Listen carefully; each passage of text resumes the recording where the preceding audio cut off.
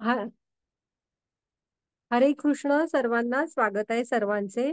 आज आपण आपला 9वा अध्याय बघणार आहोत. तर आपण मंगलाचरण म्हणूया हा. ओम अज्ञानतिमिरान्धस्य ज्ञानांजन शलाकया चक्षुरुन्मीलितं येन तस्मै श्री गुरवे नमः. श्री चैतन्य मनोभीष्टं स्थापितं येन भूतले स्वयं रूप कदा मह्यं ददाति स्वपदान्तिकम्. वन्देऽहं श्रीगुरो श्रीयुतपदकमलं श्रीगुरून् वैष्णवांच श्रीरूपं साग्रजातं सहगण रघुनाथान्वितं तं सजीवं सावधूतं सावधूतं सहगण साद्वैतं सावधूतं परिजनसहितं कृष्ण चैतन्य देवं श्री राधा कृष्ण परान श्री राधा कृष्ण पदान सहगण ललिता श्री विशाखान्वितांच. हे कृष्ण करुणा सिंधो दीनबंधो जगतपते गोपेश गोपिका कांत राधा कांत नमोस्तुते. तप्त कांचन गौरांगी राधे वृंदावनेश्वरी वृषभानुसुते देवी प्रणमामि हरिप्रिये. नमा ओम विष्णुपदाय कृष्णपृष्ठाय भूतले श्रीमते भक्ति वेदांत स्वामी इति नामिने. नमस्ते सारस्वते देवी गौरवाणी प्रचारिणे निर्विशेष शून्यवादी पाश्चात्य देश तारिणे. जय श्री कृष्ण चैतन्य प्रभु नित्यानंद श्री अद्वैत गदाधर श्रीवासादि और भक्त वृंद.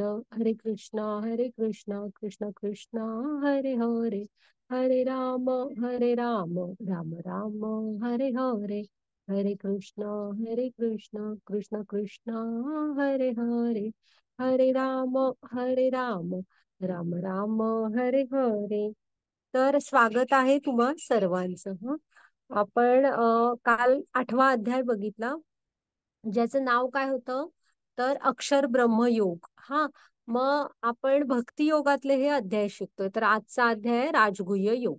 तर आपण काय करूया माहित आहे, आपण आधी आपल्या इस्कॉन मँगलोरच्या नामानिष्ठ दास प्रभूजींना प्रणाम करते. पुन्हा हे प्रभुपाद स्वामी आहेत बघा, त्यांचे आशीर्वाद घेऊया. पुन्हा आमच्या मराठीच्या टीम आणि आमचे को होस्ट वगैरे ह्या सगळ्यांना प्रणाम करते हा. आणि आमच्या ग्रुप हेड पूजा माताजी. एक मिनिट हा. हा.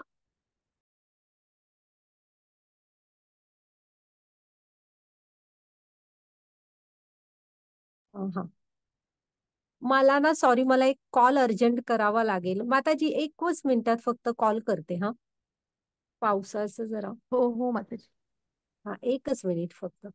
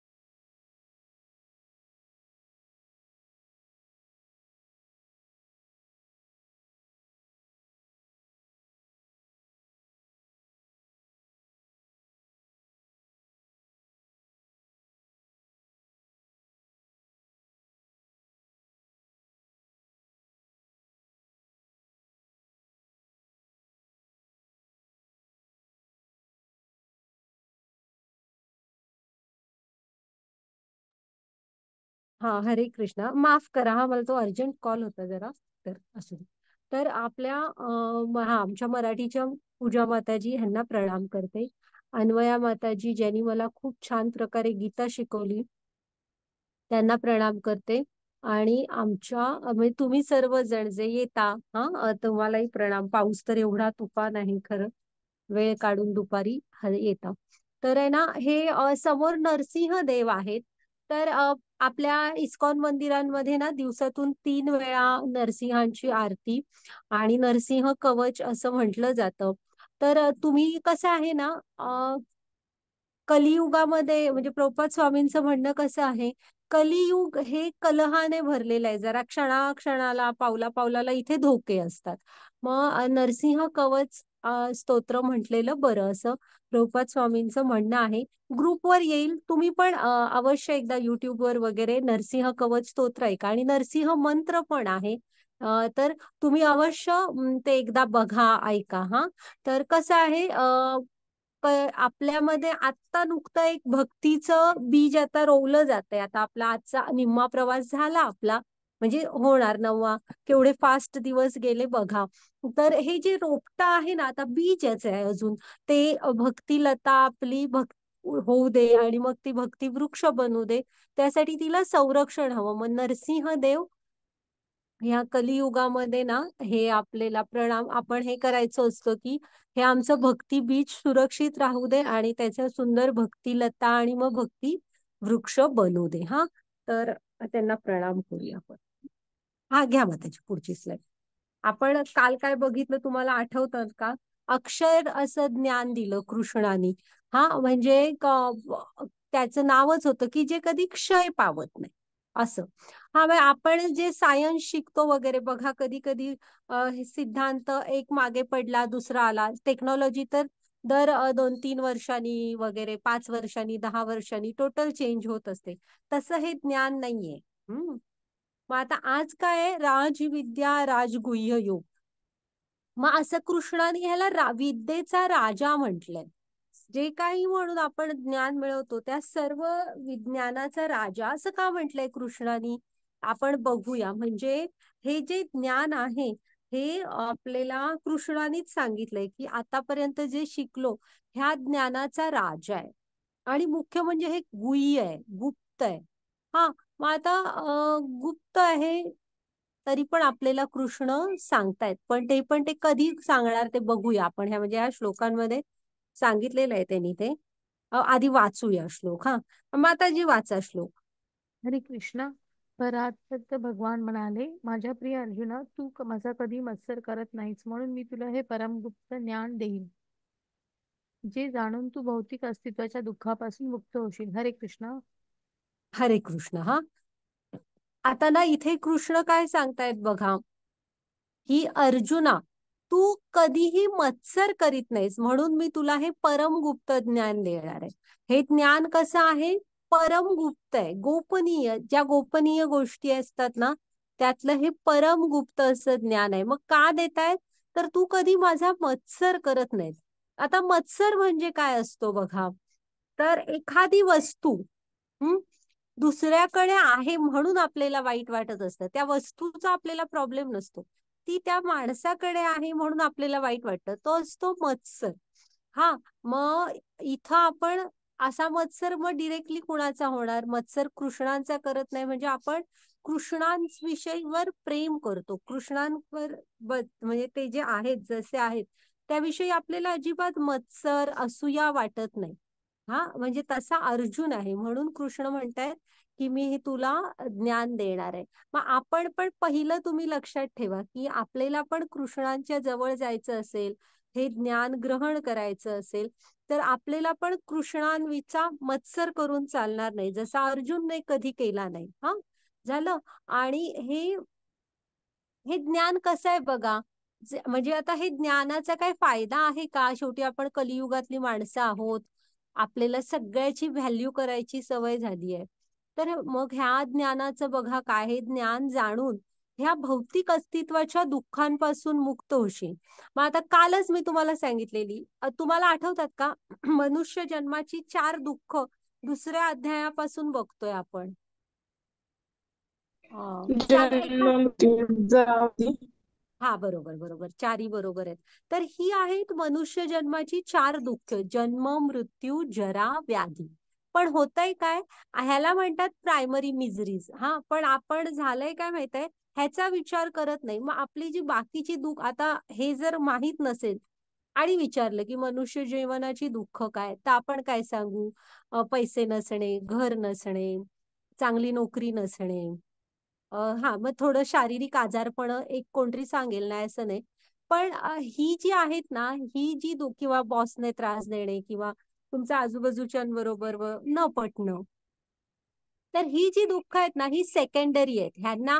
मग ही सेकंडरी का आहेत? तर ह्यातनं आपण मार्ग काढू शकतो. म्हणजे आधिदैविक, आध्यात्मिक, म्हणजे आधिभौतिक आणि आध्यात्मिक ह्या तीनही दुःखांमधून तुम्ही सोल्युशन काढू शकता. पण जन्म, मृत्यू, जरा, व्याधी ही प्रायमरी आहेत. हा, ह्याला पर्याय नसतो. मग आहे ना, कृष्ण काय सांगतायत बघा, जर का आपण हे गुप्त ज्ञान आहे हे मिळवलं, हा, तर आपल्याला ह्या भौतिक अस्तित्वाच्या दुःखांचा म्हणजे त्रास होणार नाही. हा, आपण मुक्त होऊ या दुःखांमधून. ओके. आता घ्या माताजी. पण त्यासाठी मुख्य म्हणजे काय, तर आपल्याला कृष्णांचा मत्सर नाही करायचा आहे. हा, हा शर्मिला माताजी आहेत का बघते. नाही, वाचा माताजी. हरे कृष्ण. वाचा.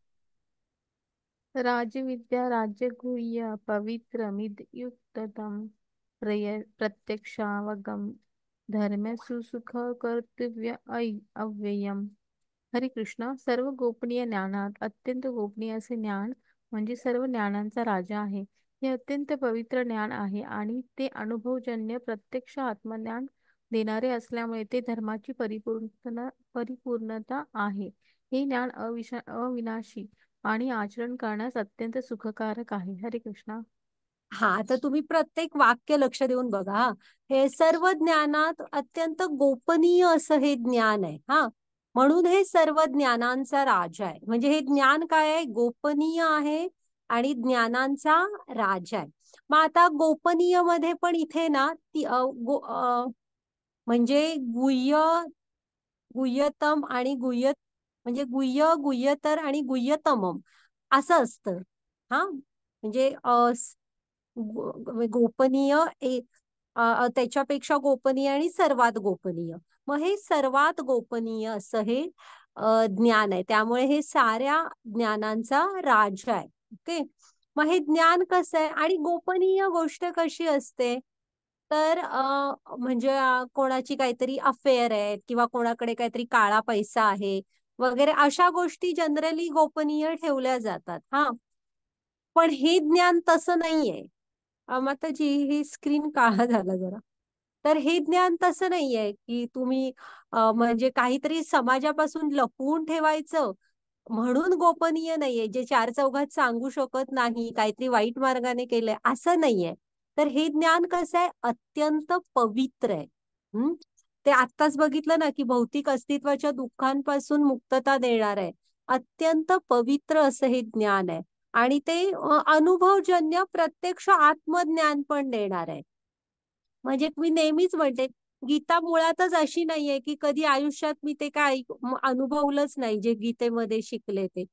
तर बिलकुल तसं नाही. आता तुम्ही 9 दिवस म्हणजे 8 दिवस तरी क्लास केला, तर तुम्हाला स्वतःला जाणवेल बघा की कुठे तुम्हाला असं वाटलं का की उगाचच केला बाबा क्लास, किंवा कधी एकदा हे पाऊस आला, हा थोडस आत सरतो, तर कधी एकच मिनिट, हा उगाचच केला हा क्लास, करून चुकले, नाही तर कधी हा संपतोय असं वाटतं का तुम्हाला? तर त्याच्यावरनं तुमचं तुम्ही बघा. हे ज्ञान आहे ना, हे म्हणजे अनुभवजन्य प्रत्यक्ष आत्मज्ञान देणारं असं आहे. आणि त्यामुळे ते धर्माची परिपूर्णता पण आहे. म्हणजे मनुष्य जीवन तुम्हाला कशासाठी मिळतं, ती परिपूर्णता होते ह्या ज्ञानामुळे. आणि आता ते बघा, मी तुम्हाला सांगते ना, तुम्ही स्वतः फील करा. एक माळा जप केली कसं वाटलं, किंवा इथं आलो हे ऐकलं कसं वाटलं. हा हा ते बघा, हे ज्ञान अविनाशी आणि आचरण करण्यास अत्यंत सुखकारक आहे. हा, म्हणजे असं पण काय सांगितलेलं नाही की खूप एक्स्ट्रीम लेवलचं काहीतरी की जे आचरण करायला मला अशक्यच आहे. तर सोपं असं सांगितलेलं आहे. हा, त्यामुळे हे ज्ञान कसं आहे, अविनाशी आहे. एकतर काल पण हे सनातन असं ज्ञान आहे. ते काल होतं, आजही आणि उद्याही तसंच असणार आहे. म्हणजे कसं माहित आहे, आता तुम्ही शिक्षक आहात पेशाने, पण ते शिक्षा ज्ञानदानाचं कार्य तुम्ही किती वर्ष करू शकाल? वयाच्या एक 70-75 पर्यंत मॅक्झिमम देऊ पण शकाल, मग त्यानंतर शरीर साथ देत नाही. मग तुमचं ते डॉक्टर, शिक्षक अशा टाईपचं ज्ञान असतं ते तुम्ही नाही देऊ शकत समाजाला. पण हे ज्ञान तसं नाहीये. किंवा मग आता आपलं इथलं आयुष्य संपलं की ते ज्ञान तुमच्या डिग्रीज वगैरे इथंच राहिल्या ना. हा, हो की नाही? तर पुढचा जन्म जो असेल तिथून सुरुवात. तसं नाहीये, हे अविनाशी ज्ञान आहे. म्हणजे तुम्ही इथं भक्तीमध्ये जेवढी प्रगती करणार, म्हणजे तुम्ही समजा आता एखाद्या वेळेस एखाद्या मुलग्याने 8वी मध्ये शाळा सोडली, तर आणि काही वर्षांनी तो परत 8वी मध्ये, म्हणजे पुढची त्याला 9वी जॉईन करायची आहे, तर शाळा काय म्हणणार, तू 8वीची परीक्षा तरी द्यायला हवीस आणि मगच तू 9वी मध्ये जा. तर भक्ती तशी नसते. भक्ती ही तुम्ही ह्या जन्मामध्ये जेवढी कराल, हा, आपल्या बरोबर फक्त भक्ती पुढे येत असते आपल्या. त्यामुळे ना, तुम्ही जेवढी केली आहे तेवढी गृहीत धरली जाते आणि तिथून अधिक पुढच्या जन्मातली सुरू होते. त्यामुळे हे अविनाशी आहे. ही जी तुम्ही हे जे ज्ञान घेणार, हे ह्या जन्मात तुमच्या बरोबर राहील आणि नेहमीच तुमच्या बरोबर राहणार आणि आचरण करण्यास अत्यंत सुखकारक आहे. हं? तर कृष्णाने ऍक्च्युली भगवद्गीतेमध्ये 3 गोष्टी सांगितल्या. पहिलं काय सांगितलंय, गुह्य. गुह्य काय, की मी शरीर नाही, मी आत्मा आहे. मग गुह्यतम म्हणजे मला संस्कृतच्या त्या डिग्रीज माहित नाही, पण गुह्यतम असणार सेकंड लेवल. तर ते काय, तर आपण कृष्णांचे म्हणजे हे आहोत, दास. हा, आणि तिसरं काय, की कृष्णांच्या सेवेमध्ये म्हणजे भक्तीमध्ये आपल्याला जोडून घ्यायचंय. अशा त्या 3 गोष्टी आहेत, की आपण कालच बघितलं ना, आत्म्याचा स्वभाव काय आहे, तर कृष्णांचं हे नित्य दास, असं सेवा करायला आवडते भक्तीमध्ये. ओके. हा, या माताजी पुढची स्लाइड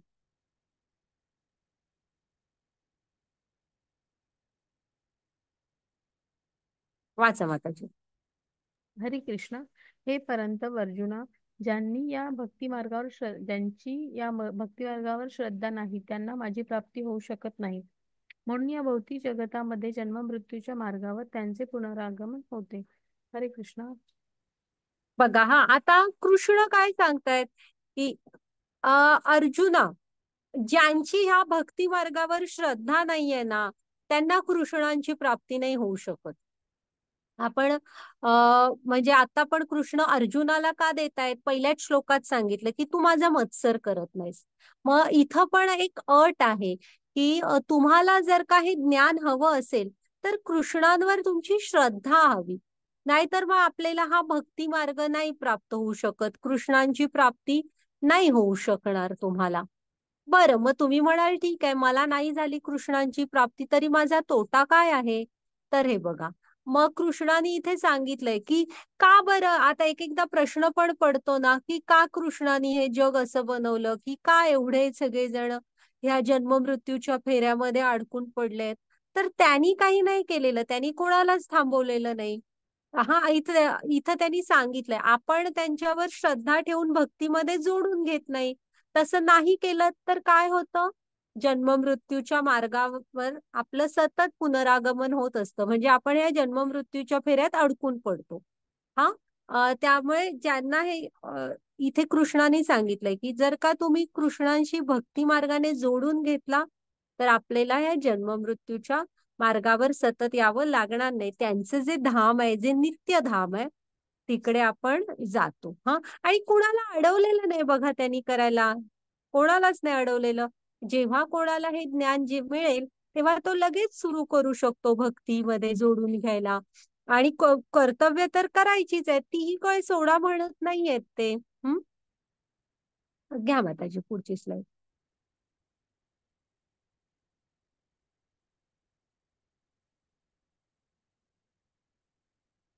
हरे कृष्ण. वाच. मी माझ्या अव्यक्त रूपाद्वारे हे सर्व जगत व्यापले आहे. सर्व जीव माझ्या ठायी आहेत, परंतु मी त्यांच्या ठायी नाही. हरे कृष्ण. हा, तर हे आतापासून ना अचिंत्य भेदाभेद तत्व आहे बघा हे. हा, आता हे श्लोक आहेत हे अचिंत्य भेदाभेद तत्व. म्हणजे काय, तर दोन विरुद्ध गोष्टी सांगितलेल्या आहेत. मग असं कसं होऊ शकतं, असं तुम्ही म्हणणार, की ते काय म्हणतात, मी माझ्या अव्यक्त रूपाद्वारे हे सर्व जगत व्यापले आहे. हा, म्हणजे सगळं जग त्यांनी व्यापलंय, सर्व जीव त्यांच्या ठायी आहे. हा, पण मी म्हणजे सगळे जीव कृष्णांच्या ठायी आहेत, पण मी त्यांच्या ठायी नाही. मग असं विरोधी का बोलतायत बरं कृष्ण? अजून पुढचे दोन बघू, मग मी सांगते. हा, ह्याला म्हणायचं अचिंत्य भेदाभेद तत्व. माताजी पुढची स्लाइड घ्या.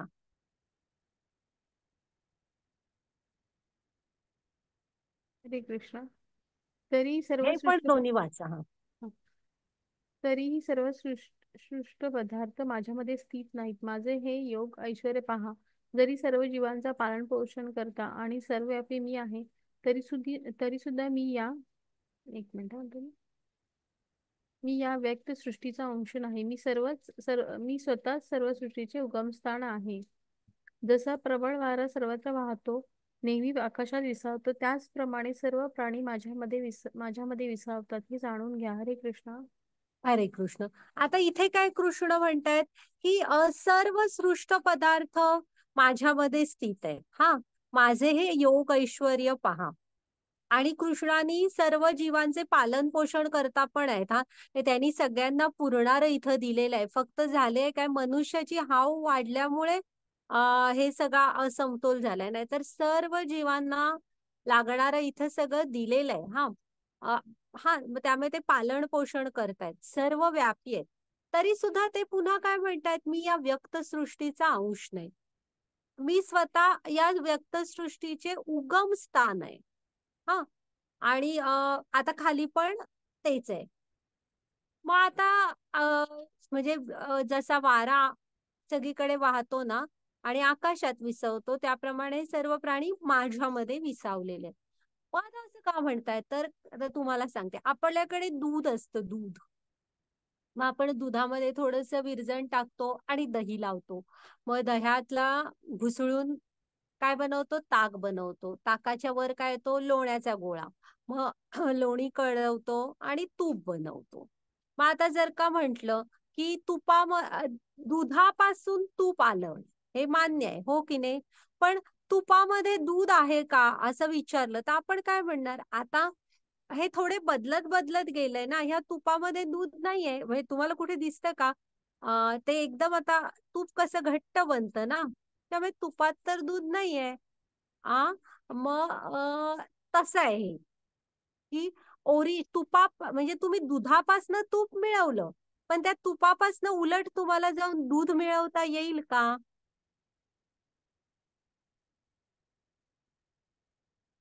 येईल का आपल्याला? नाही. हा, म्हणजे तसं आहे ते. कसं आहे, कृष्ण जे अर्जुनासमोर ज्या रूपात आहेत ना, अ गोविंद भगवान रूपात, हा, डोक्यावर मोरपीस वगैरे अशा, त्या रूपात ते गोलोक वृंदावनात आहेत. आपण काल गोलोक चार्ट बघितलाय, तो जरासा अभ्यास करा. त्या रूपामध्ये ते कुठे आहेत, गोलोक वृंदावनामध्ये आहेत. हा, त्याच्यानंतर महाविस्तार होतात आणि महाविष्णू किंवा कारणोदकशाही विष्णू. मग कारणोदकशाही विष्णूंच्या शरीरातून ब्रह्मांड बाहेर पडतात. मग प्रत्येक ब्रह्मांडामध्ये गर्भोदकशाही विष्णू बनून जातात. ओके. मग गर्भोदकशाही विष्णू ब्रह्मांची निर्मिती करतात, ज्ञान देतात, सृष्टी बनवायला सांगतात. मग त्या सृष्टीमध्ये चेतना नसते, फक्त बनवलेलं असतं असं पुतळ्यांसारखं. मग चेतना कधी येते, तर गर्भोदकशाही विष्णू परत स्वतःचा क्षीरोदकशाही विष्णू म्हणून विस्तार करतात. आणि बघा, प्रत्येक मनुष्य म्हणजे सजीवांच्या हृदयामध्ये परमात्मा रूपाने, चतुर्भुज नारायण रूपात, आणि इथल्या अणु मध्ये चेतना रूपाने क्षीरोदकशाही विष्णू प्रवेश करतात. हा, तर असे हे विस्तार होत जातात. त्यामुळे तुम्हाला कृष्ण या रूपात भेटायला हवे असले तर ते कुठं आहे, गोलोक वृंदावन धामामध्ये. म्हणून ह्याला म्हणायचं अचिंत्य भेदाभेद तत्व. ते म्हणून कृष्ण तसं सांगतायत. नाही तर आहेत ते आपल्या हृदयात पण, चतुर्भुज नारायण रूपात आहेत. हा, घ्या माताजी पुढची स्लाइड.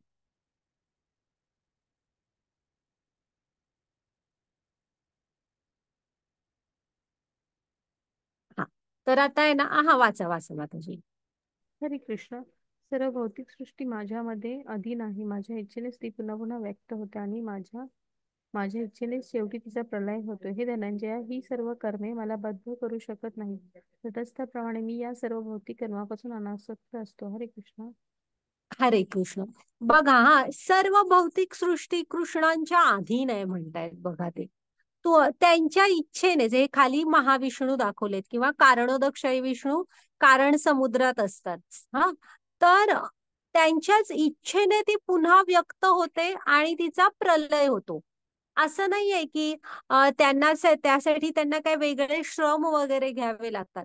त्यांच्या इच्छेप्रमाणे माया असते ना, हे सगळं हे करत असते. हा, तर तुम्ही हे पण लक्षात ठेवा त्यामुळे की कृष्णांच्याच इच्छेने तिचा ही जी सृष्टी असते ही पुन्हा पुन्हा व्यक्त होते आणि तिचा प्रलय होत असतो. हा, कृष्णांच्या अधीन आहे हे पूर्ण.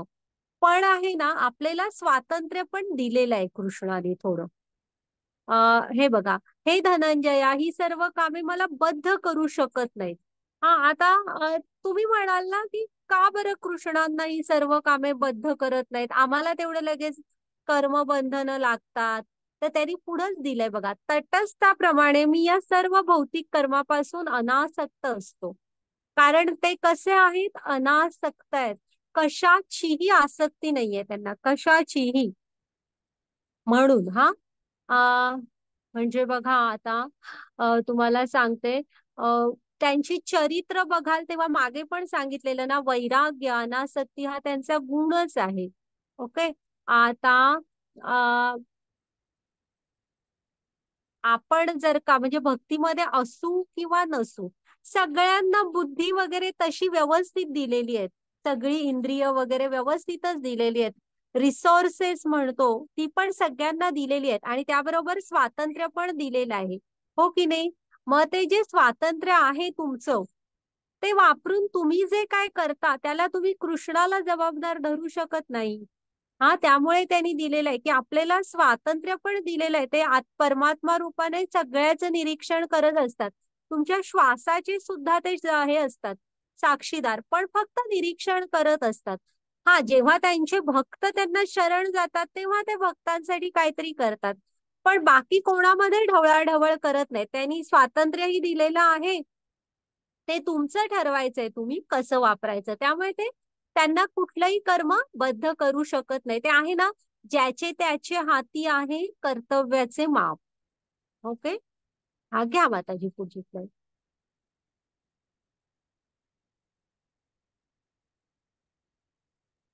हरे हरे कृष्ण. मध्याक्षण प्रकृती हा सूर्य ते सदा चराचरम हेतुनानेन कौंतेय जगद्विपरिवर्तते.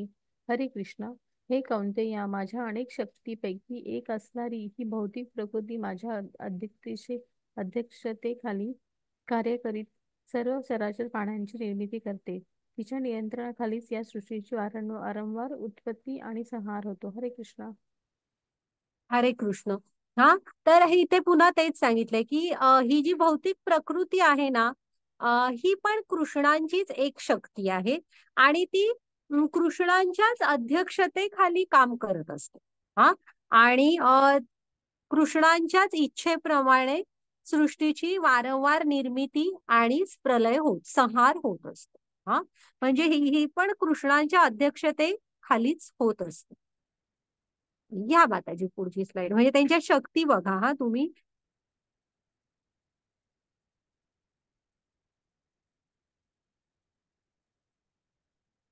हा, हरे खालचं कृष्ण. वाचा डायरेक्ट माताजी. जेव्हा मी मानव सदृश रूपामध्ये अवतीर्ण होतो तेव्हा मूर्ख लोक माझा उपवास करतात.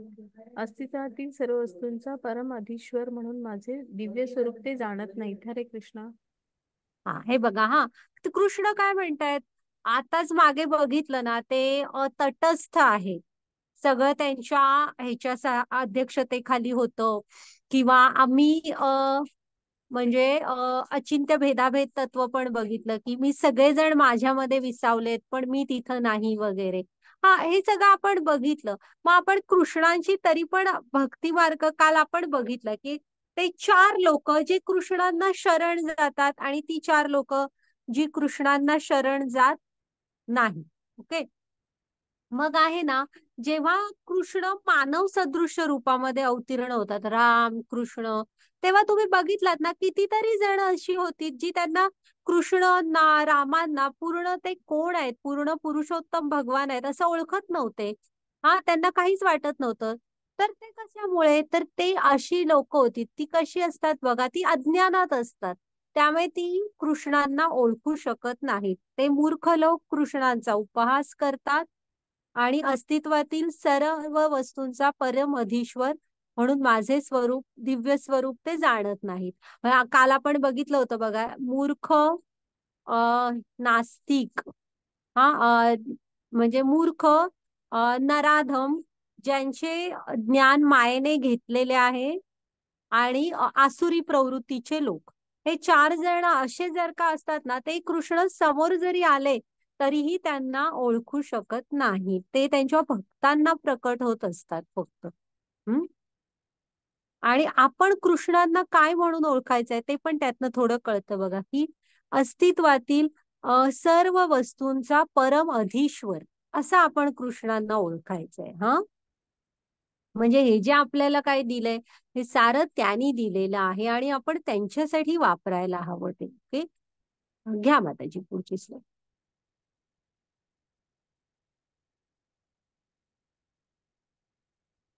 हरे कृष्ण. जे अशा प्रकारे गोंधळलेले आहेत ते राक्षसी आणि नास्तिक विचाराने आकर्षित होतात.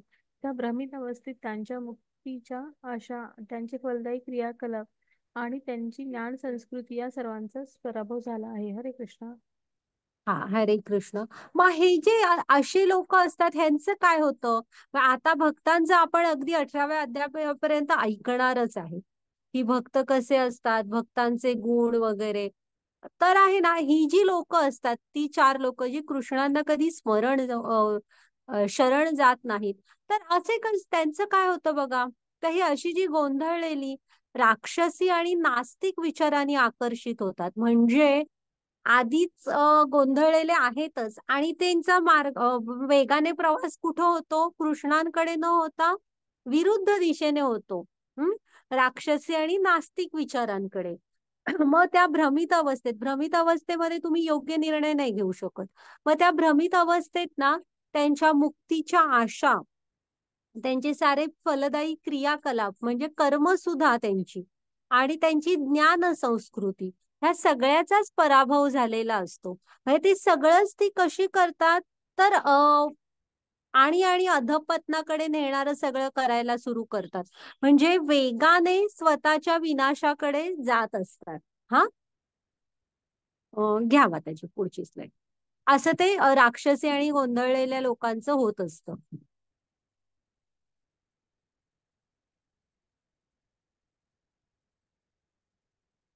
हरे कृष्ण.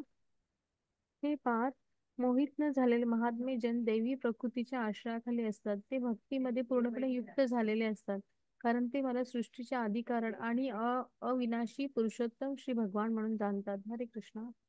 हा, मग आता हे त्या चार लोकांचं झालं. हा, जे मूर्ख आहेत, हा, नराधम आहेत वगैरे त्यांचं. मग आता दुसरे जे कृष्णांचे भक्त आहेत त्यांच्याविषयी कृष्ण काय म्हणतात बघूया. की आपण ते मोहामध्ये असतात, की अहंकार, मोह, हे सगळं माझं आहे, माझ्यामुळे हे सगळं आहे वगैरे असं, मी एवढा मोठा आहे.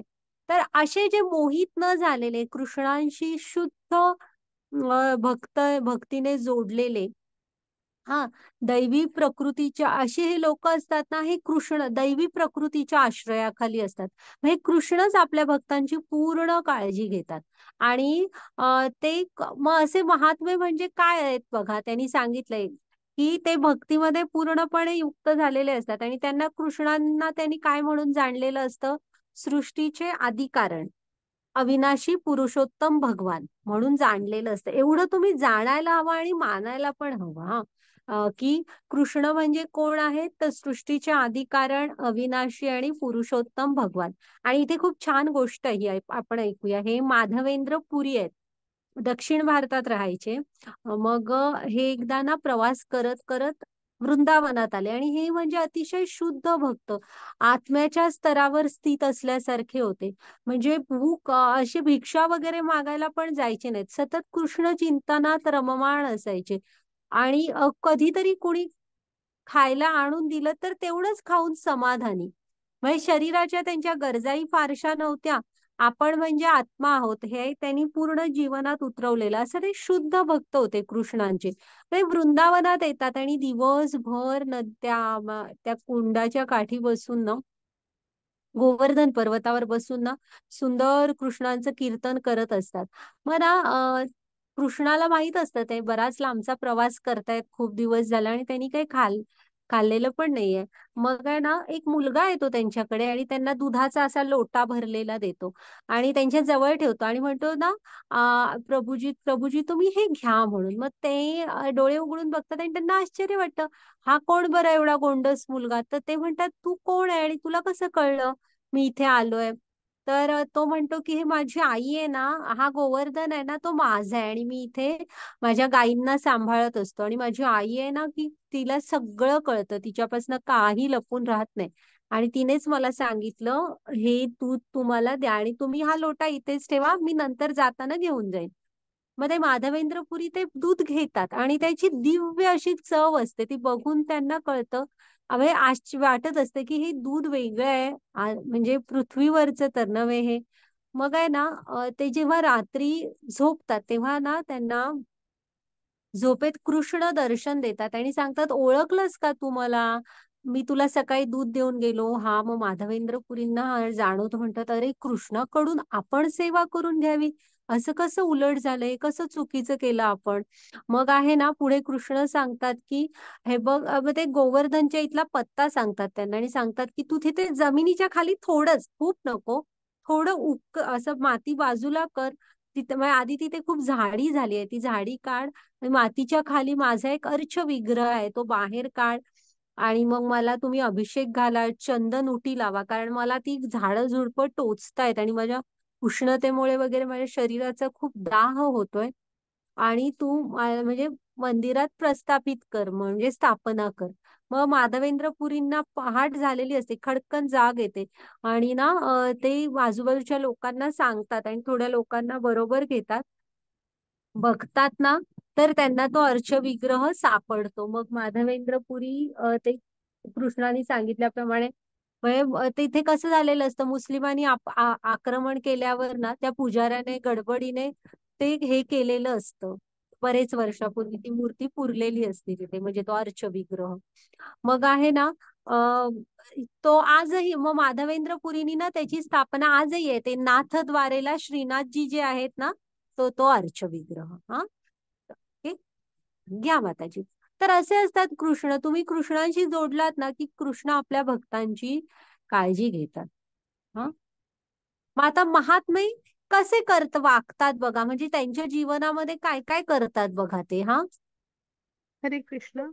हे महात्मे जन सतत माझे कीर्तन करीत, दृढ निश्चयाने प्रयत्न करीत आणि मला वंदन करीत भक्तिभावाने नित्य माझी उपासना करतात. हरे कृष्णा. हा, हे महात्मे म्हणजे काय, त्यांनी सांगितलंय का वेगळं काही? आणि तुम्ही बघा की हे काय खूप अवघड असं काही सांगितलेलं नाहीये त्यांनी.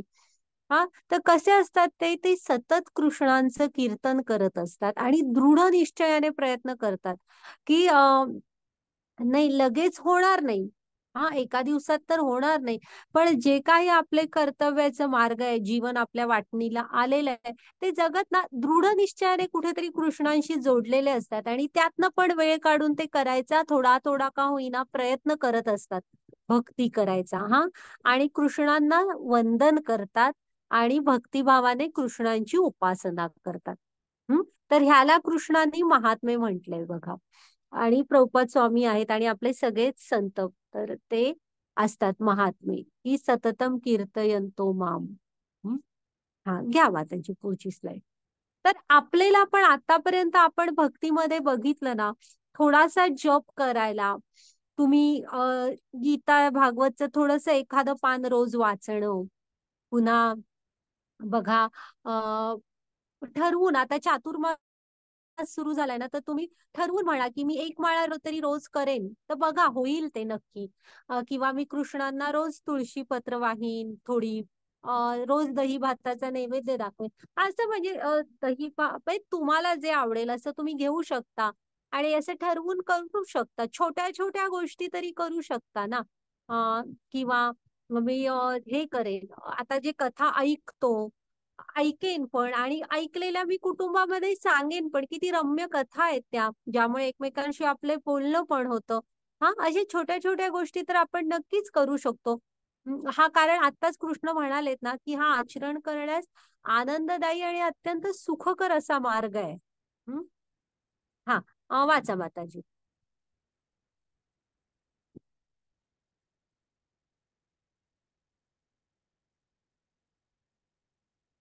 थांबा, वाचते. मी या जगताचा पिता, माता, आधार आणि पितामह आहे. मी ज्ञेय, शुद्धीकर्ता, ओमकार, तसेच ऋग्वेद, सामवेद, यजुर्वेद आहे. मग कृष्ण काय काय आहेत बघा. माता पिता तर आहेतच, आधार पण दिलेला आहे सगळ्याला. आणि पितामह म्हणजे आजोबा पण म्हणतायत. म्हणजे आपण जर का ब्रह्मांपासून सगळ्याची निर्मिती धरली, त्यांनी तयार केलंय, तर मग ब्रह्मांची निर्मिती कोणी केली, त्यांना हे सगळं ज्ञान वगैरे कोणी दिलं, त्या हिशोबाने पितामह पण कृष्णच आहे. हा, मग शुद्धीकर्ता ओंकार, हा, हे ऋग्वेद, सामवेद, यजुर्वेद, हे पण सगळं कृष्णच आहे. ओके. हा, घ्या माताजी पुढची स्लाइड.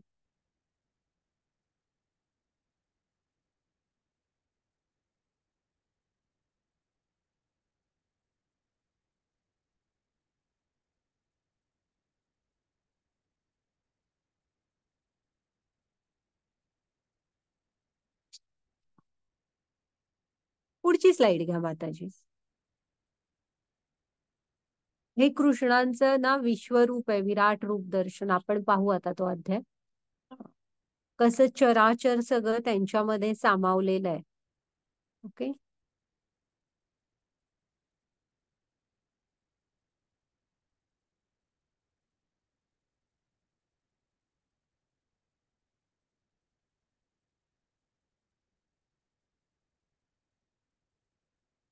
हा, वाचते हा. मीच ध्येय, पोषण करता, प्रभू, साक्षी, निवास, आश्रयस्थान, अत्यंत जिवलग मित्र आहे.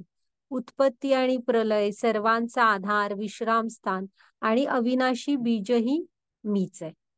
हा, म्हणजे तुम्ही लक्षात ठेवा की कृष्णांना तुम्हाला काय काय म्हणून जाणायचंय, ते एवढं सगळं तेच आहे. त्यामुळे हे जाणलं ना की आपला अहंकार पण गळून पडतो. हे जे आपण मीपणामध्ये अडकून पडतो ना, हा बाजूला होतो आपला. आणि आपला ना, तुम्ही भौतिक जीवनात पण बघा, जेव्हा तुमचा मीपणा बाजूला होतो ना, तेव्हा तुम्ही व्यवस्थित स्मूथली पुढे जाऊ शकता. हा, आणि प्रगती पण करू शकता. तर हे मीपणा असतो ना, तेव्हा आपण अहंकारामध्ये ना दुसऱ्यांशी नाती चांगली नाही ठेवत, तोडून घेतो स्वतःला. तर हे सगळं कृष्णाने आपल्याला दिलेलं आहे.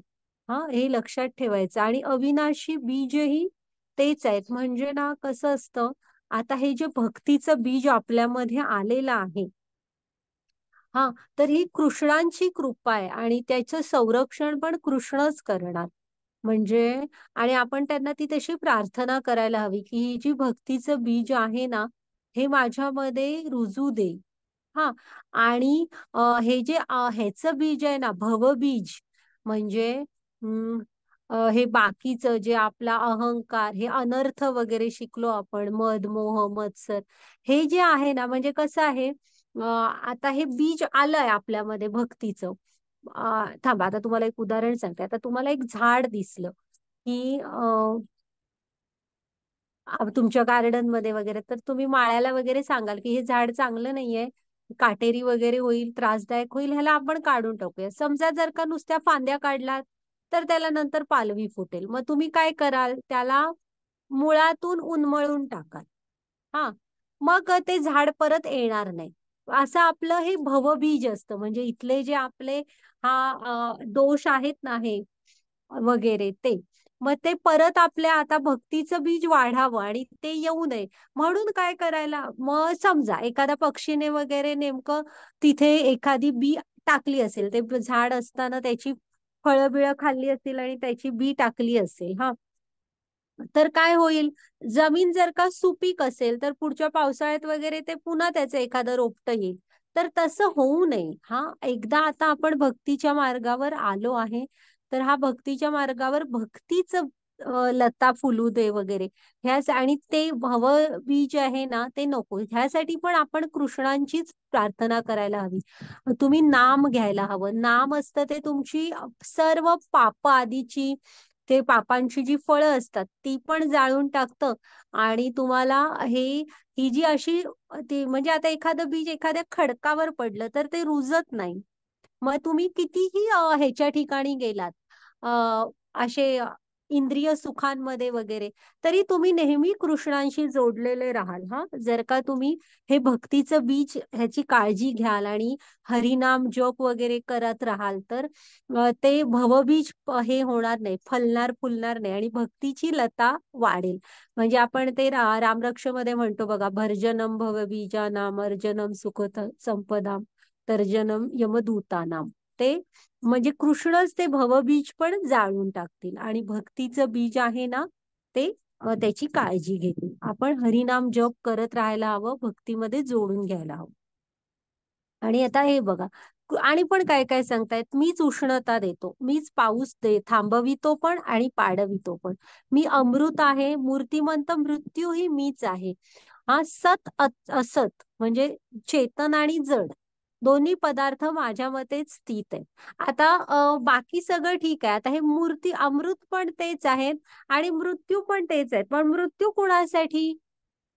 तर जे आजकाल तुम्हाला शिकवलं ना, की ज्यांना माहीतच नाही आपल्याला पुढे कुठं जायचंय, हा, पण ज्यांना हे माहित आहे की मी कृष्णांचा नित्य दास आहे आणि मला त्यांच्याच कडे जायचंय, तर त्यांना मृत्यूची भीती वाटत नाही. म्हणजे उंदराला मांजराने पकडलं दातात, तर त्या उंदराला खूप भीती वाटणार की आता मृत्यू आला. तर तसं वाटणार कुणाला? जे अभक्त आहेत, कृष्णांशी जोडले गेलेले नाहीत, त्यांना त्या प्रकारे मृत्यूची भीती वाटते. पण जे भक्त आहेत, ज्यांनी कृष्णांना पूर्ण शरण गेले, जाणले, ते कसे, त्याच मांजरीने पिलाला तोंडात धरल्यावर त्याला थोडेच त्याचे दात लागतात, तसे अलगद ते मृत्यूला पण सामोरे जातात. हा, चालेल, घ्या माताजी पुढची स्लाइड. हे त्यांचं गोलोक वृंदावन दाखवलंय. हा, हे ते धाम असं आहे ते. हा, हे आता स्वर्ग आणि नरकाच्या तुमच्या संकल्पना इथे क्लिअर होतील बघा, की का कृष्ण म्हणतायत की तुम्ही माझी उपासना करायला हवी वगैरे असं. म्हणजे हरे कृष्ण.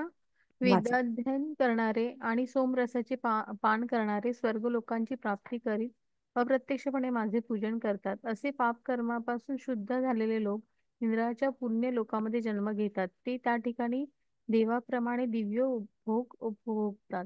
याप्रमाणे स्वर्ग लोकातील अमर्याद विषय सुखांचा भोग घेऊन पुण्यकर्म क्षीण झाल्यावर ते पुन्हा या मृत्यू लोकात परत येतात. अशा रीतीने वेदोक्त धर्माचे सिद्धांताचे पालन करून जे इंद्रिय भोग उपभोग प्राप्त करतात त्यांना पुन्हा पुन्हा केवळ जन्म मृत्यूच्या चक्रात पडावे लागते. हरे कृष्ण. हा, म्हणजे आता इथे ना वेदांचा एक भाग आहे जो कर्मकांड, मग त्यात चांगलं सांगितलंय, तुम्ही दान धर्म करा, तुम्ही मंदिरं बांधा, अन्न अन्न म्हणजे प्रसाद द्या, असे चांगलं मोठी मोठी पाण्याची ठिकाणं बांधा वगैरे, चांगलं सांगितलंय. पण ते कशासाठी? त्यामुळे तुम्ही उच्चतर ग्रहांमध्ये जाल, म्हणजे स्वर्गात जाल आणि स्वर्गीय सुखाचा आनंद घाल.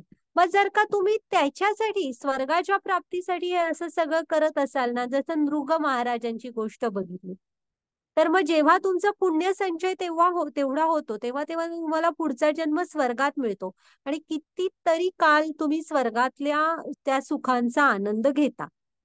नाही नाही असं नाही, म्हणजे हे जायंट व्हील कसं वर जातं. पण होतं काय, जेव्हा तुमची पुण्य क्षीण होतात, ते बघा, याप्रमाणे स्वर्ग लोकातील अमर्याद विषय सुखाचा भोग घेऊन पुण्य क्षीण झालं ना, की हे आता जायंट व्हील कसं खाली पण येतं ना, तसं तुम्हाला परत मृत्यू लोकात यावं लागतं. इथे पुण्य गोळा करावी लागतात, आणि म्हणजे मनुष्याच्या जन्मात पुन्हा पुण्य कर्म करावी लागतात. आणि समजा तेवढी पुण्य झाली, तर मग पुढचा जन्म तुम्हाला ह्याचा मिळेल, कुठं? स्वर्गात. किंवा ते तुमच्या पुण्यावर अवलंबून असतं कुठला पुढचा जन्म मिळेल ते. स्वर्गातही मिळेल, परत मनुष्याचाच मिळेल असं. म्हणजे एकूणच काय, जरी परत स्वर्गात गेलात तरी पुण्य अशी क्षीण झाली की गोळा करायला खाली. म्हणजे तुम्ही जन्म मृत्यूच्या चक्रामध्ये अडकून राहता. हा, घ्या माताजी पुढची स्लाइड. तर असं आहे हे स्वर्गाचं. त्यामुळे शुद्ध भक्त हे कधी स्वर्ग वगैरेशी नाही, त्यांना त्यात काही रसच नसतो. हा, वाचा माताजी. हरे कृष्ण. पण जे माझी भक्तिभावाने पूजा करतात, माझ्या दिव्य स्वरूपाचे चिंतन करतात, त्यांच्याकडे जे उणे आहे ते त्यांच्याकडे नेतो आणि त्यांच्याकडे जे आहे ते जपतो. हरे कृष्ण. हा हा, ही फलश्रुती आहे असं समजा. हा, तुम्ही भगवद्गीतेची म्हणजे समजा, म्हणजे ही फलश्रुती आहे. ते खालच्या ह्याच्यात लिहिलंय बघा, योगक्षेमम वहाम्यहम. तर कृष्ण काय आहेत, म्हणजे तुम्ही गीता ऐकली, हा, तुम्ही आचरणात आणली, तर का गीतेची ही फलश्रुती आहे. तर की जर का तुम्ही कृष्णांची भक्तिभावाने पूजा करताय, त्यांच्या दिव्य स्वरूपाचं चिंतन करताय, तर ना कृष्ण त्यांच्या भक्तांकडे जे काय नाही आहे ते त्यांच्यापर्यंत देतात. पण म्हणजे काळजी, आता आपण माधवेंद्र पुरींची वगैरे बघितली ना, घेतात ते त्यांच्या भक्तांची काळजी. आणि अ, तुमच्याकडे जी भक्ती वगैरे आहे त्याची ते का जपतात. म्हणजे तुमच्याकडे काय उणे आहे, नाही आहे, ते तुमच्यापर्यंत पोहोचवतात. आणि जे आहे त्याची काळजी घेतात. हे LICचं घोषवाक्य आहे ना. तर हे गीतेची फलश्रुती आहे की कृष्ण तुमच्याकडे जे आहे त्याची काळजी घेणार आणि जे नाही आहे ते तुमच्यापर्यंत पोहोचवतील. हा, आणि म्हणजे भक्तीची तर घेतीलच घेतील काळजी. घ्या माताजी पुढची slide. बस. हरे कृष्ण. हे कौंतेय, जे लोक इतर देवतांचे भक्त आहेत आणि जे त्यांचे श्रद्धेने पूजन करतात ते वस्तुतः माझेच पूजन करतात, परंतु त्यांची ती आराधना चुकीच्या मार्गाने केलेली असते. हरे कृष्ण. हा, लिहा एक मिनिट.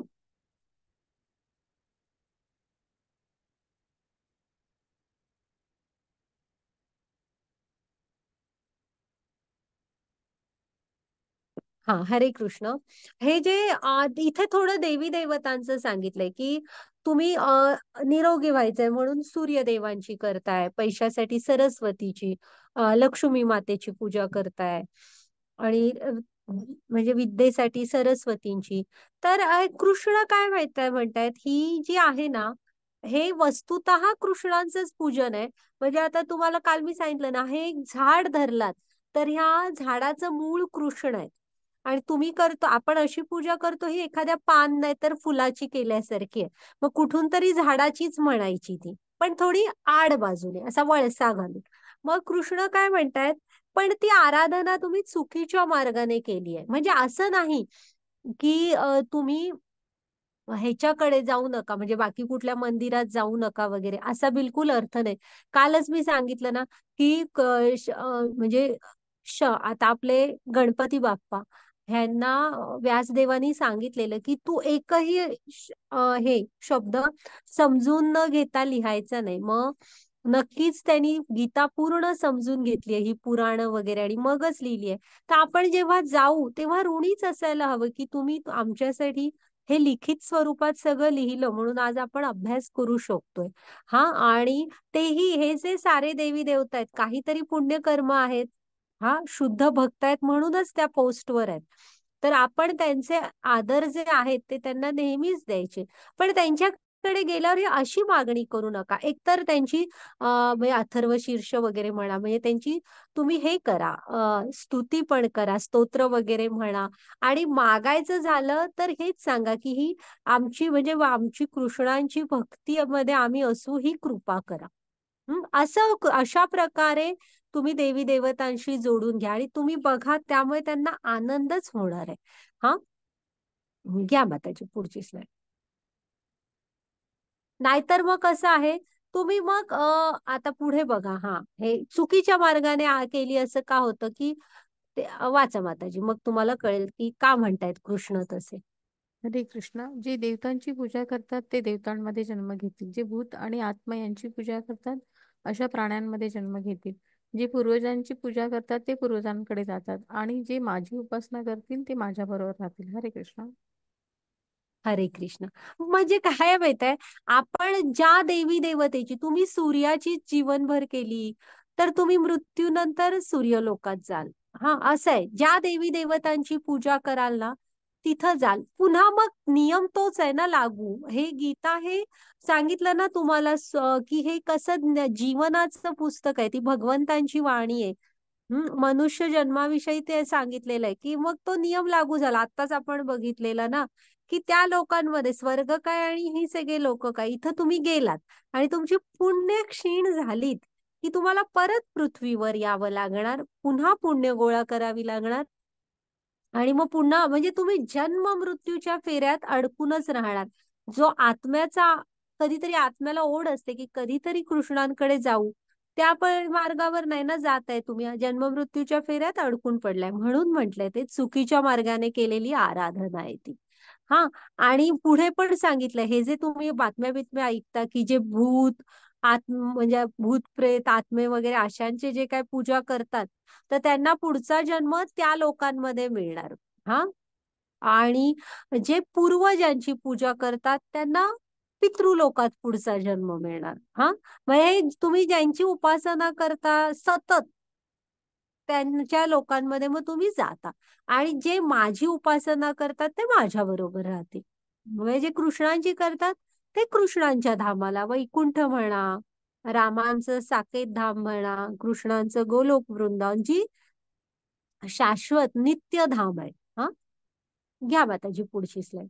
त्यावेळी लक्षात ठेवा की तुमचे कुलदैवत हे मंदिर अशा ठिकाणी जा, तर नक्की त्यांच्याकडे भक्ती मागा.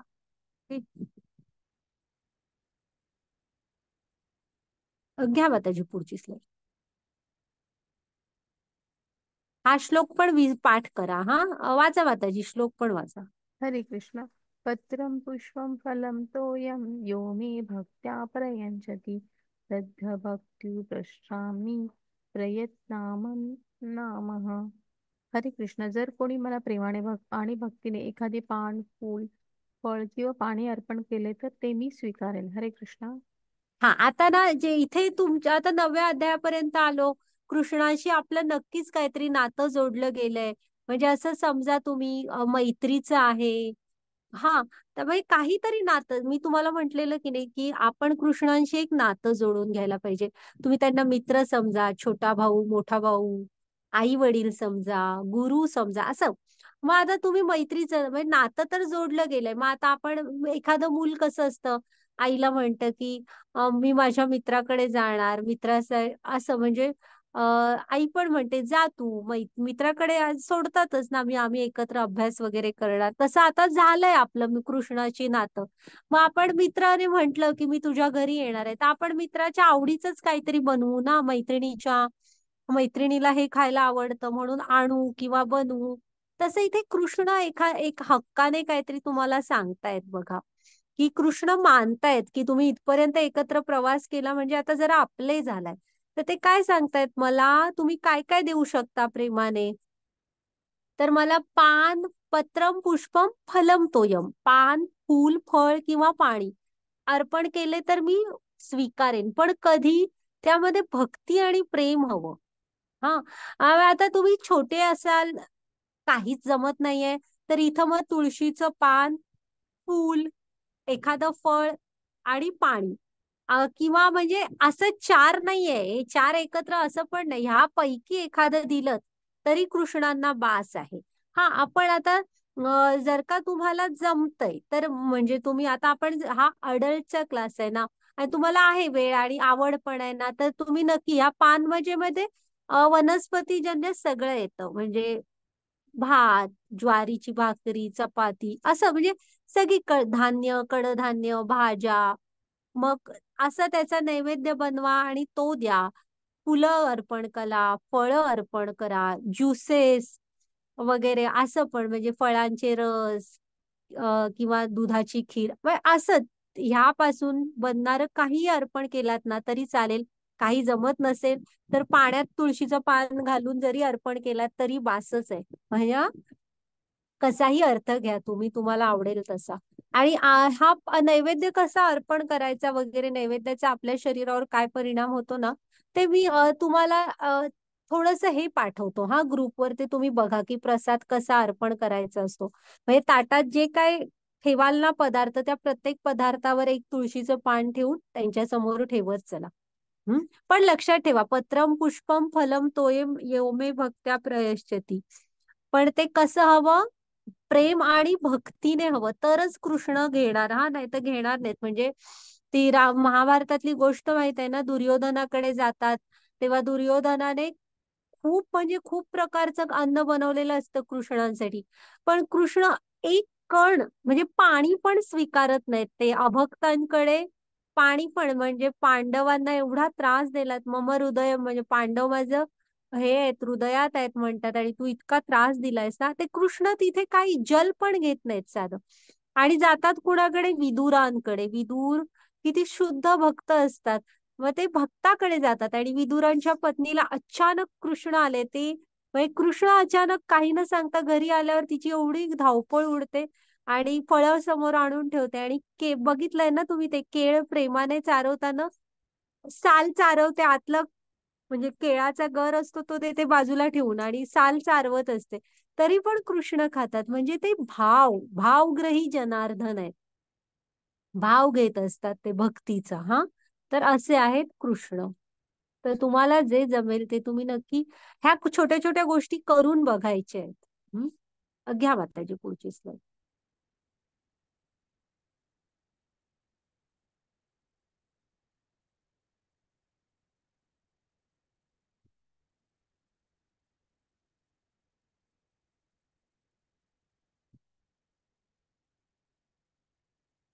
तर हे बघा, हे श्लोक पण वाचते, हरे कृष्ण. इथे आता ना कृष्ण आई सारखे आहेत बघा, ते आपले किती काळजी घेतात बघा. की आपल्याला आई सांगते ना शाळेला जाताना किंवा बाहेर अनोळखी माणसांशी बोलू नकोस, त्यांनी काय दिलं तर खाऊ नकोस वगैरे. हम्म हे थोडे पैसे तुझ्या जवळ ठेव, लागले तरच वापर. आपली आई आपल्याला जे आपल्यासाठी योग्य आहे, म्हणजे गाड्यावरचं जास्त खाऊ नकोस, पोट बिघडेल असंच सांगते ना, जे तुमच्यासाठी गरजेचं आहे. तर कृष्ण पण आपल्याला सांगतायत बघा, किती काळजी आहे त्यांना आपली. हरे कृष्ण. यत करोषि यत यत अश्नासी यत जुहो ददासी यत यत तपस्यासी कौंतेय तत् कुरुष्व मत अर्पणम. हे कुंती पुत्र, तू जे काही करतोस, जे खातोस, जे काही अर्पण करतोस, जे दान करतोस, तसेच तू जी काही तपस्या करतोस, ते सर्व मला अर्पण करावे. नाही तर काय होणार हे आपण बघितलंय, की ह्या सगळ्याची आपल्याला फळं लागतात आणि ती भोगण्यासाठी आपल्याला पुन्हा पुन्हा जन्म मृत्यूच्या ह्या फेऱ्यात अडकून पडावं लागतं. म्हणून कृष्ण सांगतात की हे जे तुम्ही काही करता, हे सगळं मला अर्पण करा, म्हणजे आपण त्याची बंधनात अडकत नाही. ओके, घ्या माताची पुढची स्लाईड.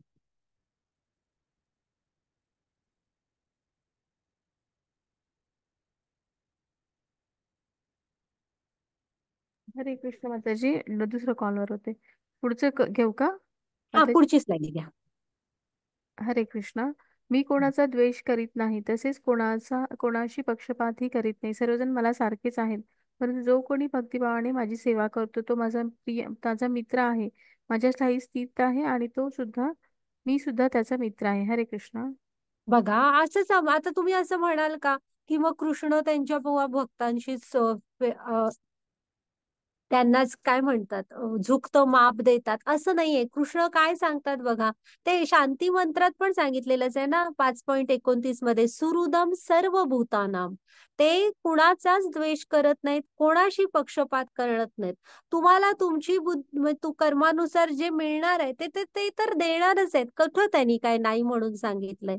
हा, मग त्यामुळे कुणाशीच पक्षपात करत नाहीत, सगळेजण त्यांना सारखेच प्रिय आहेत. हा, म्हणून परंतु जो भक्तिभावाने कृष्णांची सेवा करतो ना, त्याला कृष्ण आपला मित्र मानतात आणि त्यांच्या हृदयात सतत कृष्णांचं स्मरण असतं आणि कृष्ण पण नेहमी त्यांच्यामध्ये गुंतलेले असतात, म्हणजे त्यांच्या भक्तांमध्ये. हा, तर आता इथं पुन्हा तुम्ही म्हणाल की भक्तांनाच बाबा असं करतात, तसं नाही. इथं कुठेही तुम्हाला दिसतंय का त्यांनी कृष्णाने कुणालाही अडवलंय का भक्ती करायला? पूर्ण फ्रीडम आहे, कोणही कृष्णांना त्यांच्या भक्तीमध्ये जोडून घेऊ शकतो. हा, पूर्ण स्वातंत्र्य आहे. ओके, घ्या माताजी पुढची स्लाईड.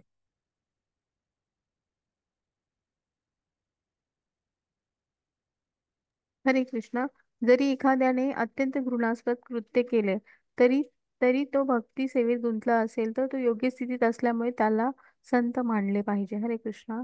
आहे जगाई आणि मदाई म्हणजे चैतन्य महाप्रभूंनी हे कृष्णांचा अवतार आहेत. म्हणजे कृष्णाने चैतन्य महाप्रभूंचा अवतार घेतला होता. तेव्हा मुस्लिमांचं राज्य होतं आणि कलियुगाच्या सुरुवातीलाच म्हणजे अंत आला की काय एवढा वाईट परिस्थिती, धर्माचं आचरण करणं एवढं भयंकर कठीण झालं होतं. त्यामुळे हरिनामाचा जप, फक्त शुद्ध भक्ती आणि हरिनाम ह्या दोन गोष्टींचा प्रचार प्रसार करण्यासाठी भगवंतानी हा अवतार घेतला चैतन्य महाप्रभूंचा. आणि नित्यानंद प्रभू हे बलराम त्यांच्या बरोबर होते. मग नित्यानंद प्रभू ना हे जगाई आणि मदाई दोन माणसं असतात. म्हणजे खून, दरोडे, चोऱ्या म्हणजे कुठलंही पाप करायचं बाकी ठेवलं नव्हतं असे असतात ते जगाई आणि मदाई. म्हणजे तमोगुणात, अज्ञानात एवढे हे असतात. मग एकदा ना त्यांना नित्यानंद प्रभू त्यांच्याकडे येतात आणि सांगतात की तुम्ही असं हे करू नका, त्यामुळे तुमचं अधःपतन होणार, हे सगळं सोडा. हा मनुष्य जन्माचं महत्व ओळखा आणि तुम्ही हरिनाम जप, हरी बोल असं सांगतात. तर हे लोक एक दारूची बाटली पडलेली उचलतात ते आणि नित्यानंद प्रभूंच्या डोक्यात जोरात मारतात. आणि त्यांच्या डोक्यातून भळ भळ रक्त वाहायला लागतं आणि मोठी जखम होते. मग ते बघून बाकीचे भक्त असतात ना त्यांच्यावर, ते धावत जाऊन चैतन्य महाप्रभूंना सांगतात. आणि चैतन्य महाप्रभूंना तर खूप हे येतो, भक्ताला एवढा त्रास, क्रोध येतो. आणि हे प्रकट करतात ते सुदर्शन चक्र. आणि मग ते येतात तिथे. तर नित्यानंद प्रभू त्यांना हे करतात, थांबवतात की आपण हा अवतार आहे, ह्यामध्ये फक्त आणि फक्त भक्तीचा प्रसार करणार आहोत, शस्त्र नाही तुम्ही धारण करणार आहात, फक्त हरी बोल म्हणजे हरिनामाचा प्रचार आणि प्रसार, म्हणून ना थांबवतात. मग हे सगळं ते जगाई आणि मदाई बघतात की अ म्हणजे सुदर्शन चक्र प्रकट झालंय म्हणजे हे स्वतः कृष्ण आहेत. मग आहेत ना ते त्यांच्या म्हणजे चरणांवर पडतात नित्यानंद प्रभूंना आणि चैतन्य महाप्रभूंची क्षमा मागतात. मग नित्यानंद प्रभू आहेत ना त्यांना पुढे हे देतात म्हणजे हरिनाम सांगतात जप वगैरे करायला आणि नंतर ते सुधारतात. मग असं जर का असेल म्हणजे किती, मग म्हणून ते कृष्णाने सांगितलंय की एखादा असं सगळं करून जर का खरोखर सुधारला तर मग आपण त्यांना संत मानायला पाहिजे. मग ती मात्र हा पूर्ण मार्ग सोडतात हे जगाई आणि मदाई. हा ओके. माताजी घ्या पुढची स्लाइड. नित्यानंद प्रभू हे बलराम होते, गुरु तत्व होते, त्यामुळे मार्ग दाखवतात, शेवटी त्या जगाई बदाईचा उद्धार करतात. माताजी पुढची स्लाइड घ्या.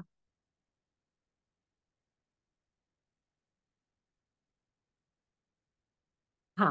तर आता आहे ना हा पुढे कसा बनतो भक्त, तो त्वरित नीतिमान बनतो, शाश्वत शांती पुत्र प्राप्त करतो. हे कुंती पुत्र, माझ्या भक्ताचा कधी नाश होत नाही, निर्भयी हो आणि ही घोषणा कर. म्हणजे भक्त कसा असतो बघा, नीतिमान पण असतो आणि तो शाश्वत शांती प्राप्त करतो. इथे प्रल्हाद महाराज आहेत बघा. हा. आणि अ, म्हणजे ते म्हणतात ना प्रल्हाद महाराज, वडील विचारत असतात सांग इथं आहे काय तुझा विष्णू, तिथं आहे का तुझा विष्णू. तर ते म्हणतात अत्र तत्र सर्वत्र आहेत माझे विष्णू, खांबात आहेत का, हो खांबात पण आहेत. मग म्हंटला ना भक्त की खांबात पण आहेत, तर खांबातच प्रकट होतात ते. मग इथे कृष्णाला पण, आमच्या इथे ना मोठा पाऊस पडतो, अर्जुनाला पण सांगतायत की तू पण कुंतीपुत्रा निर्भयी हो आणि घोषणा कर की माझ्या भक्तांचा कधीही नाश होत नाही, मी माझ्या भक्तांसाठी धावून येणारच आहे. हा. बघा माताजी पुढची स्लाइड.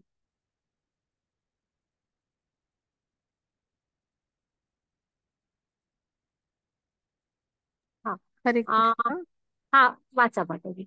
हे पृथ्वीच्या पुत्रा, जे माझा आश्रय घेतात जरी ते निम्न वर्गात जन्माचे असले, स्त्रिया, वैश्य, व्यापारी तसे शूद्र, कामगार सर्वोच्च स्थानापर्यंत पोहोचू शकतात. हरे कृष्णा. बघा मी तुम्हाला म्हंटल ना कृष्णांशी जोडून घ्यायला कसलंच बंधन नाहीये. हा, कृष्णाने अजिबात आपल्याला अडवलेलं नाही. मग ते इथे पण सांगतायत की तुम्ही फक्त त्यांना शरणागत जाऊन त्यांचा आश्रय घ्यायला हवा. मग तुम्ही स्त्री, वैश्य, शूद्र म्हणजे काही असा. हा. त्यामुळे तुमचं तुम्ही स्त्री पुरुष, तुम्ही श्रीमंत गरीब, तुम्ही काय, कशाचाही अडचण नाहीये. हा, फक्त तुम्ही कृष्णांचा आश्रय घ्यायला हवा, शरणागत जायला हवं. मग आपण सर्वोच्च स्थाना, म्हणजे सगळे जण पोहोचू शकतात सर्वोच्च स्थानापर्यंत. हा, अं, कुणालाही बंधन नाहीये. फक्त एकच की तुम्ही कृष्णांना शरण जा, त्यांचा आश्रय घ्या, थोडं तत्वतः आपण कोण आहोत, कृष्ण कोण आहोत हे जाणा, भक्तीमध्ये जोडून घ्या. ओके. मग तुम्ही स्त्री वैश्य शूद्र काही असा सर्वोच्च स्थान म्हणजे मुक्ती, त्यांचं गोलोक वृंदावन धामाची प्राप्ती करू शकता. हा, कुठलीही दुसरी अट नाहीये. ओके. हा, तर घ्या माताजी पुढची स्लाइड.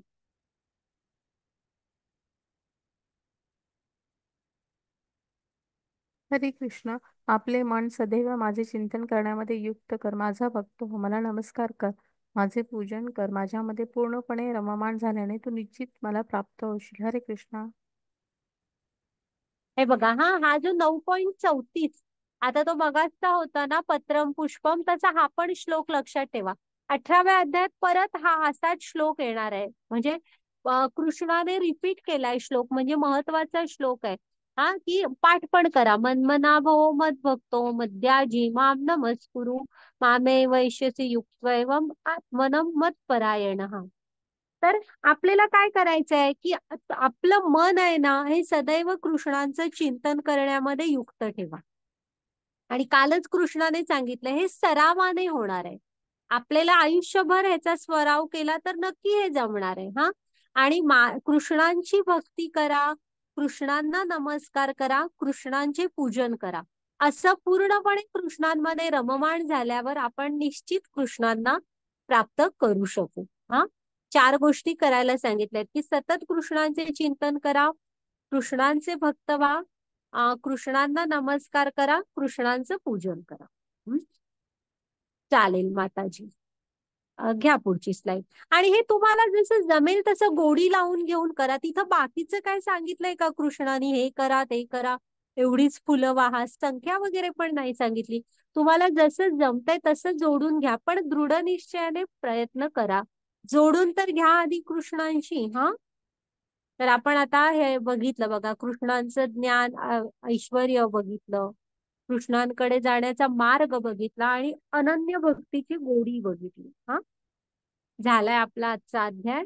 माताजी तुम्ही रेकॉर्डिंग स्टॉप केलं तरी चालेल, आणि तुम्हाला कोणाला काही प्रश्न असले तर विचारा.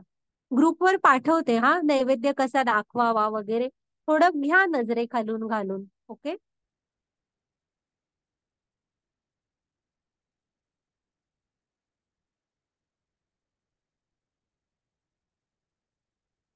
तुम्हाला काही प्रश्न असले तर विचारा तोपर्यंत. हा,